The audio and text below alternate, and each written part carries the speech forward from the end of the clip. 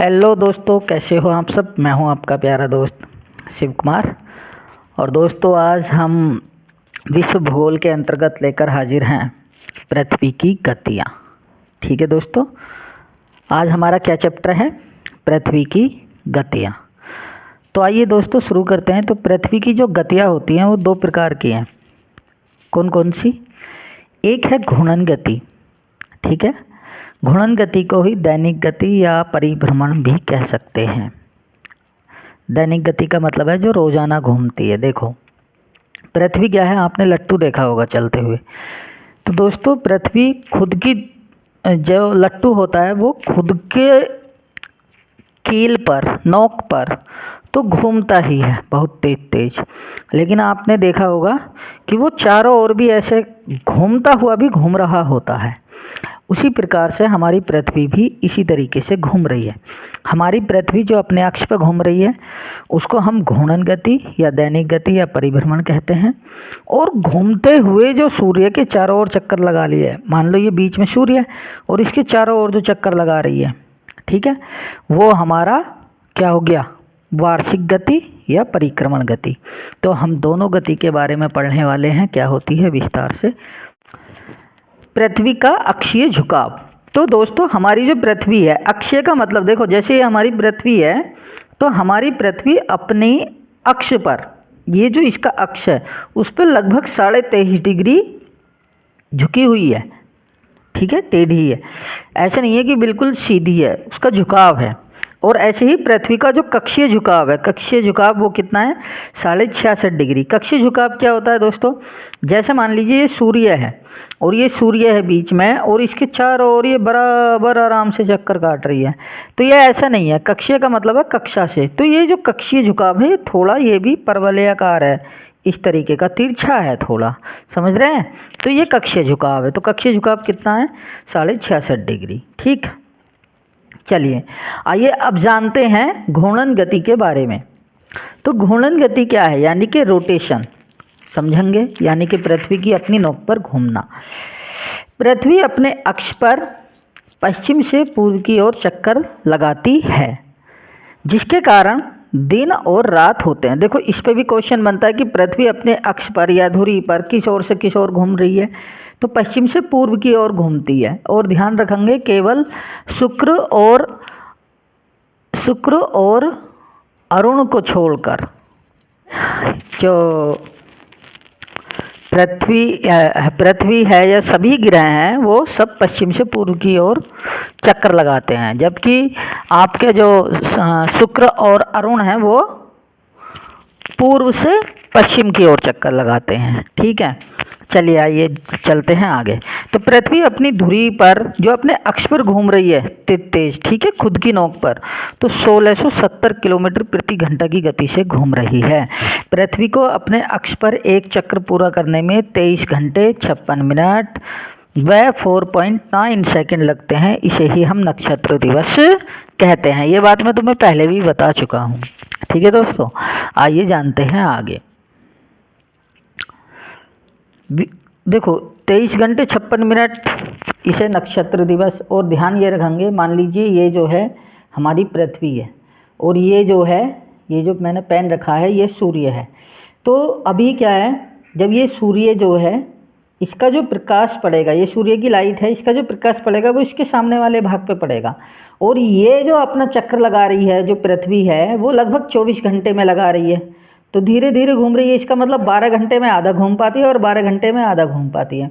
यही कारण है कि पृथ्वी पर 12 घंटे का लगभग दिन होता है और 12 घंटे की रात होती है। ठीक है, तो ये वो वजह है, अर्थात पृथ्वी का जो घूर्णन गति है उसके कारण ही।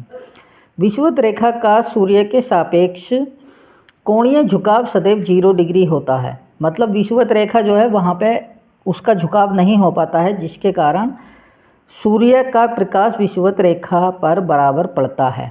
दोस्तों, आपको शायद विषुवत रेखा नहीं पता हो, तो जैसे ये हमारी पृथ्वी है, मान लीजिए मैं यहीं पे बना देता हूँ। ठीक है, तो ये हमारी पृथ्वी है और इसके बीचों बीच से एक रेखा गुजर रही है जो इस पृथ्वी को 2 बराबर भागों में बांटती है, गोले को। तो ये होता है, ये नॉर्थ में है तो ये उत्तरी गोलार्ध, ये साउथ में है तो ये दक्षिणी गोलार्ध, ठीक है। और ये जो बीचों बीच से दो भागों में बांट रही है, इसी को हम विषुवतीय रेखा या 0 डिग्री अक्षांश की रेखा या भूमध्य रेखा कहते हैं। इसके 3 नाम हैं, ठीक है, तो आप ध्यान रखेंगे। तो इसका झुकाव बिल्कुल भी नहीं है, और जब झुकाव नहीं है अर्थात यह सूर्य के सदैव ठीक सामने होती है, तो यही कारण है कि यहाँ पे सबसे ज़्यादा गर्मी होती है, सबसे ज़्यादा सूर्य की जो ऊर्जा है यहीं पर प्राप्त होती है, जिसके कारण यहाँ वाष्पीकरण भी ज़्यादा होता है और यहाँ पे बारिश भी ज़्यादा होती है। इसको हम बहुत डिटेल में आगे पढ़ने वाले हैं। ये सारा विषुवत रेखा का बहुत बड़ा एक विषुवतीय रेखीय प्रदेश होता है, उस यहाँ की विशेषताएं, यहाँ के लोगों का रहन सहन, सारी चीज़ें जानेंगे वो बाद में हम, ठीक है। फिलहाल मैंने तुम्हें ये बताया कि विषुवत रेखा क्या है। तो जो पृथ्वी के बीचों बीच से रेखा गुजर रही है उसको हम विषुवतीय रेखा कहते हैं, ठीक है। तो ये जो विषुवतीय रेखा, जब इसका झुकाव 0 डिग्री होता है तो यही कारण है कि सूर्य का प्रकाश विषुवत रेखा पर बराबर पड़ता है।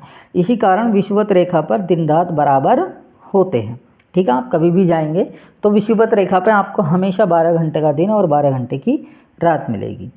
पृथ्वी की घूर्णन गति के कारण पवन एवं समुद्री धाराओं की दिशा में परिवर्तन भी होता है, ठीक है। तो देखो कई सारी चीज़ें हैं यहाँ पे, ये ऐसी तो क्वेश्चन बनेगा, थोड़ा हार्ड लेवल का एग्जाम आएगा तो क्वेश्चन ऐसे बन जाएगा, घूर्णन गति से क्या क्या होता है ना। ऑप्शन में दे देगा, ए ऑप्शन दे देगा दिन रात होते हैं, बी ऑप्शन दे देगा पवन एवं समुद्री धाराओं की दिशा में परिवर्तन होता है, ठीक है। तो ऐसे ऑप्शन दे देता है और वहाँ पर ऑप्शन लिख देगा नीचे, ए दोनों सही, बी दोनों गलत, है ना, ए सही है बी गलत है, ये व्याख्या करता है नहीं करता है। तो बहुत तरीके से क्वेश्चन बन सकते हैं, ठीक है। तो समुद्री पृथ्वी की घूर्णन गति के कारण पवन एवं समुद्री धाराओं की दिशा में परिवर्तन होता है। इसी के कारण समुद्र में ज्वार भाटा आता है, ठीक है। ये जो परिवर्तन होता है, और ये समुद्री धारा और पवन में जो परिवर्तन होता है ये होता क्यों है? कोरियोलिस बल के कारण, ठीक है। कोरियोलिस बल क्या है? देखो दोस्तों, फ्रांसीसी एक वैज्ञानिक थे, ठीक है, उनका नाम कोरियोलिस ही था। उन्होंने 1835 में इसकी सबसे पहले खोज की थी। कोरियोलिस बल क्या है दोस्तों? कोरियोलिस बल ऐसे समझ लीजिए आप कुछ भी एक प्लेट ले लीजिए, ठीक है। कोरियोलिस बल क्या है अगर आपको जानना है, प्लेट ले लेंगे और प्लेट पर एक पानी की बूंद, पहले प्लेट घुमा दीजिए, जैसे ही आप प्लेट घुमाएंगे, जब प्लेट घूमने लगेगी उस पर एक पानी की बूंद छोड़ दीजिए। आप देखेंगे अगर प्लेट इधर को घूम रही है तो जो पानी की बूंद है प्लेट पर रखी हुई वो विपरीत दिशा में कार्य करती है, ठीक है। तो ये है कोरियोलिस बल। ये जो बल लगता है इसको कोरियोलिस बल कहते हैं, समझ रहे हैं। चलिए, तो जब हमारी पृथ्वी पश्चिम से पूर्व की ओर ऐसे घूम रही है, ठीक है, इस दिशा में पश्चिम से पूर्व की ओर ऐसे घूम रही है, ये देखो आप ऐसे घूम रही है पश्चिम से पूर्व, तो जो हवाओं की दिशा है वो इधर कार्य करेगी ऐसे और इधर की इधर कार्य करेगी ऐसे। तो ये परिवर्तन होता है हवाओं में। अभी बताऊंगा मैं कोरियोलिस बल क्या है। कोरियोलिस बल भी एक बहुत बड़ा टॉपिक है अपने आप में, ठीक है। तो घूर्णन के कारण कोरियोलिस बल की उत्पत्ति होती है, जिसके कारण हवाओं की दिशा में परिवर्तन होता है, वही आ गया। इसके कारण उत्तरी गोलार्ध में हवाओं की दिशा दाईं ओर तथा दक्षिणी गोलार्ध में हवाओं की दिशा बाईं ओर होती है, ठीक है दोस्तों। मैं देखो आपको यहाँ पे बता रहा हूँ, ये मैंने क्या बनाया, ये मैंने बनाई पृथ्वी, ठीक है। और ये कौन सी रेखा है? ये है हमारी विषुवतीय रेखा, ठीक है। अब जो हवाएं आ रही हैं, अब देखो ये पृथ्वी तो पश्चिम से पूर्व की ओर ऐसे घूम रही है, ठीक है। जब ये ऐसे घूम रही है तो इधर से जो हवाएं आती हैं वो अपने दाईं ओर मुड़ जाएंगी। दाईं ओर किधर है? इधर को ऐसे घूम जाएंगी, ठीक है। और जो दक्षिणी गोलार्ध में जो हवाएं आती हैं वो अपने बाईं ओर को, बायां हाथ किधर है? इस तरफ ये वाला बायां हाथ है, ये दायां हाथ है, तो वो अपने बाएं हाथ की इस ओर को घूम जाती हैं, ठीक है, कोरियोलिस बल के कारण। और ध्यान देंगे ये जो पवने हैं इस पे क्वेश्चन, ये बन गया दक्षिणावर्त, तूफानों की दिशा, चक्रवातों की दिशा भी यही होती है, और ये बन गया वामावर्त। तो इस पे भी क्वेश्चन बन सकता है, या इसी को हम कह सकते हैं कि घड़ी की सुई के अनुकूल दिशा हो जाती है उत्तरी गोलार्ध में और दक्षिणी गोलार्ध में वामावर्त, यानी कि घड़ी की सुई की दिशा के विपरीत हवाएं चलती हैं। और ये केवल हवाओं पर नहीं पड़ता, समुद्री जो पवने हैं दोस्तों, वो भी अपने बाईं ओर को और दाईं ओर को मुड़ जाती हैं। उत्तरी गोलार्ध में इस ओर को और दक्षिणी गोलार्ध में इस ओर को, जो समुद्री धाराएं हैं। ठीक है, तो समुद्री धाराओं पे भी जब पढ़ेंगे तब भी कोरियोलिस बल का जिक्र आएगा। ठीक है, तो कोरियोलिस बल ये है। और कोरियोलिस बल इसी कारण से लगता है, वैसे भी हमारी पृथ्वी विषुवत रेखा के आसपास उभरी हुई है, बाहर की ओर ज़्यादा है, तो यहाँ कोरियोलिस बल उत्पन्न होता है। ठीक है, तो ये आप समझ के, जिसके कारण हवाओं की दिशा में परिवर्तन होता है। और न केवल हवाओं की दिशा में, वहाँ पे जो समुद्री धाराएं हैं उनकी दिशा भी सेम ऐसी ही होती है। तो ये आपका घूर्णन गति क्या है, इसके बारे में आपको समझ में आया होगा। दोस्तों आगे चलते हैं। परिक्रमण क्या है? परिक्रमण यानी कि रिवोल्यूशन। तो परिक्रमण क्या है? जो सूर्य के चारों ओर जो चक्कर लगाया जा रहा है। ठीक है, सूर्य के चारों ओर। तो इसके बारे में क्या क्या है आइए पढ़ते हैं। पृथ्वी अपने अक्ष पर घूमने के साथ साथ सूर्य के चारों ओर दीर्घवृत्ताकार मार्ग में चक्कर लगाती है। पृथ्वी की इस परिक्रमा का मार्ग वामावर्त यानी कि घड़ी की सुइयों के समान है। ठीक है, घड़ी की सुई के समान है।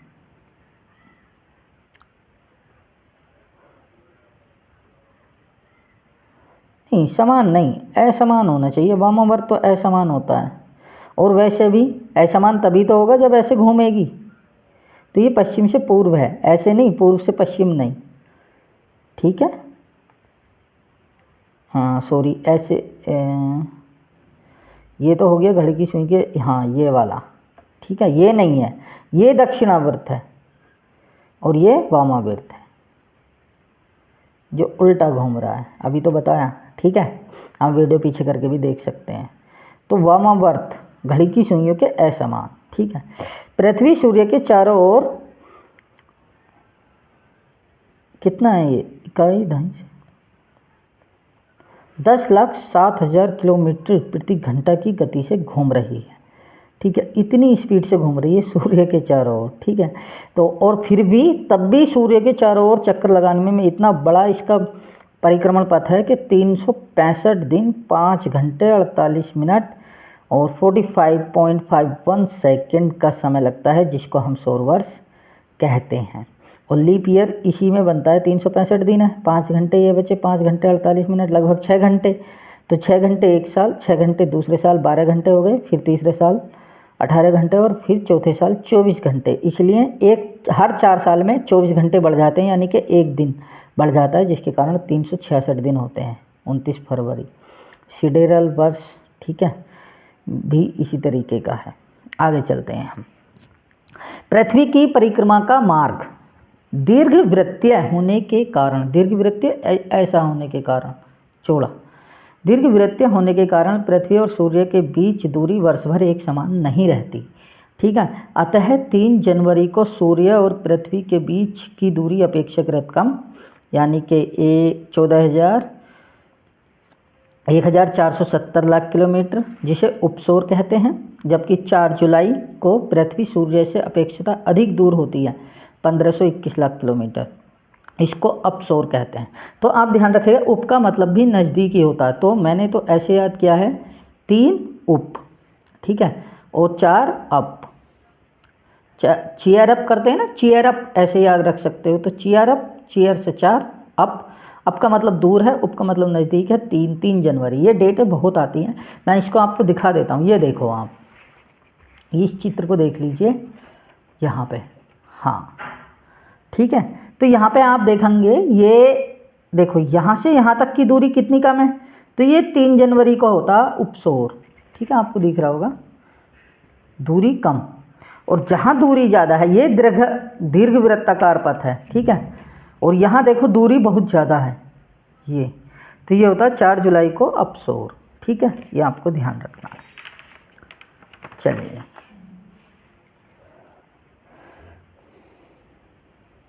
तो आप समझ गए उपसौर अपसौर क्या है ना। आगे चलते हैं हम।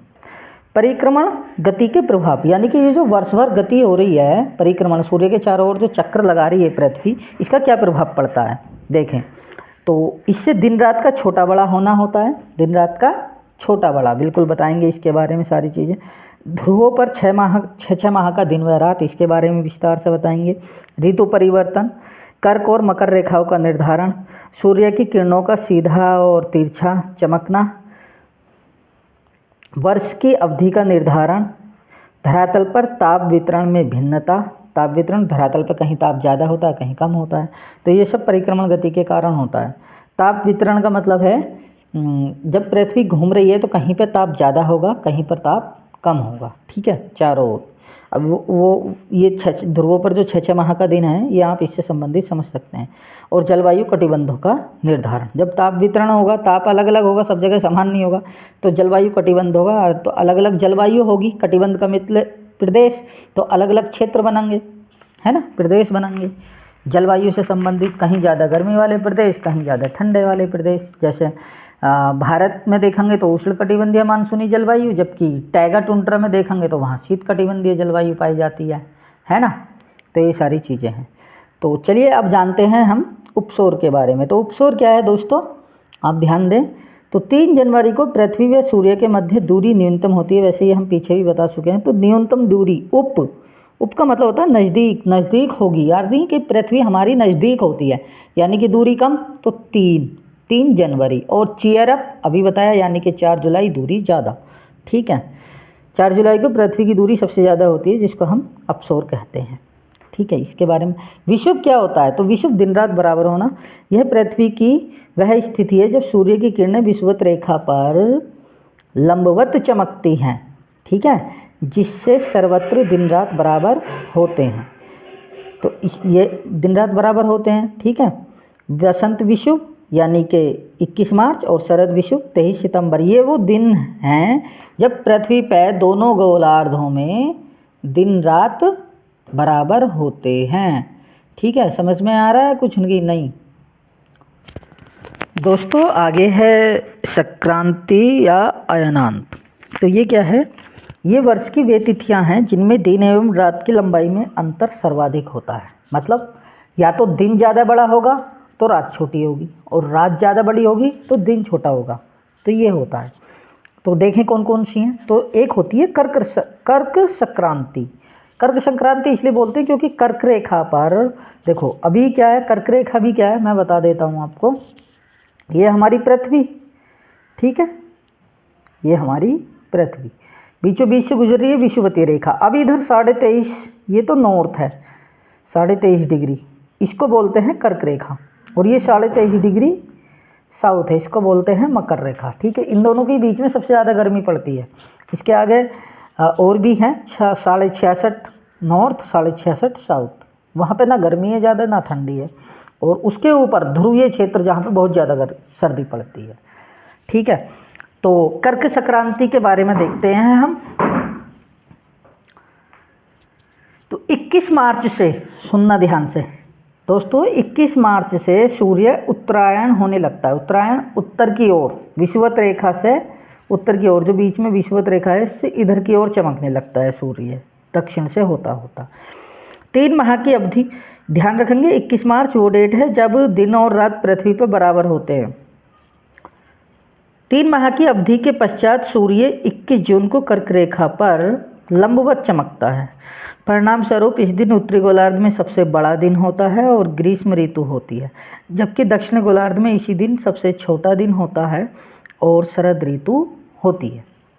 आगे चलते हैं दोस्तों, आगे है मकर संक्रांति।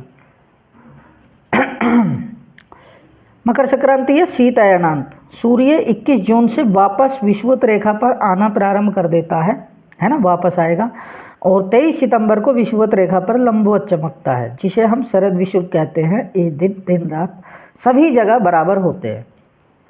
23 सितंबर से सूर्य दक्षिणायन होना प्रारंभ करता है। दक्षिणायन का मतलब दक्षिण की ओर को झुकने लगता है। मतलब झुकने क्या, सूर्य तो वहीं पर है, लेकिन हमारी पृथ्वी पर पृथ्वी की वार्षिक गति के कारण जो है सूर्य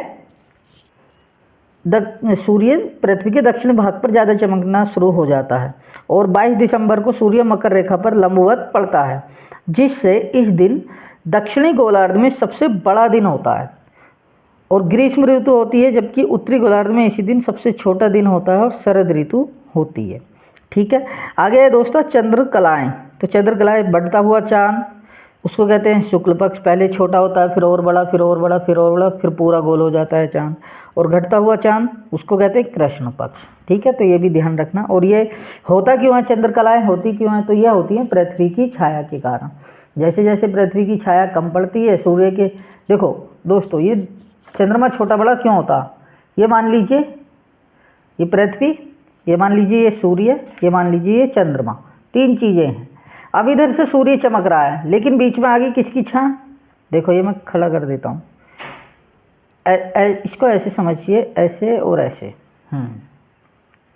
अब देखो ये सॉरी, ये सूर्य है ब्लैक पेन, ये हमारी पृथ्वी और ये चंद्रमा। अब आप ध्यान से देखो, इधर से सूर्य की लाइट आ रही है, ठीक है, ये वाली सूर्य की लाइट आ रही है। पहले लाइट किस पे पड़ी, पृथ्वी पर, और फिर देखो इधर कोई पृथ्वी की छाया निकल गई, तो ये छाया में जो भाग दुबका रहता है वो हमें काला दिखता है, छिपा रहता है उसका भाग चंद्रमा का, और जो भाग पे प्रकाश पड़ता है वहाँ पे हमें वो चमकता है। इसी कारण से दिन रात क्या नाम है, जो चंद्रमा की ये छोटा बड़ा होती रहती है। और सिजगी क्या है, देखो ये भी आ सकता है, सूर्य चंद्रमा एवं पृथ्वी की एक रेखीय स्थिति, मतलब तीनों जब एक ही रेखा में सीधे आ जाएं, सूर्य चंद्रमा पृथ्वी जब तीनों एक रेखा में सीधे आ जाते हैं तो इसको सिजगी कहते हैं। आगे पढ़ेंगे हम विस्तार से। खैर, सबसे पहले आप ये चीज़ समझिए, देखो ये सूर्य, क्या है ये सूर्य, और यहाँ देखो आप, मैं 21 मार्च से ही शुरू कर रहा हूँ, ये 21 मार्च है, बसंत विषु है ना। और यहाँ सूर्य की किरणें जो पड़ रही हैं सीधी, वो किस पे पड़ रही हैं, आपकी ये बीच वाली कौन सी रेखा है, विषुवतीय रेखा। तो यहाँ पे सभी जगह दिन रात बराबर होंगे, इधर भी, ठीक है, सब जगह दिन रात बराबर होंगे। अब ये 21 मार्च के बाद 3 माह के बाद परिक्रमा करती हुई पृथ्वी, क्योंकि पृथ्वी ऐसे घूम रही है ना, तो ये आ गई, यहाँ आए हैं 21 जून। अब यहाँ देखो सूर्य की किरणें झुकाव के कारण, इस झुकाव के कारण किस पे पड़ रही है, कर्क रेखा पे, जिसके कारण इधर क्या हुआ, यहाँ पे सबसे ज़्यादा बड़ा दिन होगा और इधर सबसे छोटा दिन होगा। ठीक है, ये इसको, इसी स्थिति को उत्तरी अयनांत बोलते हैं।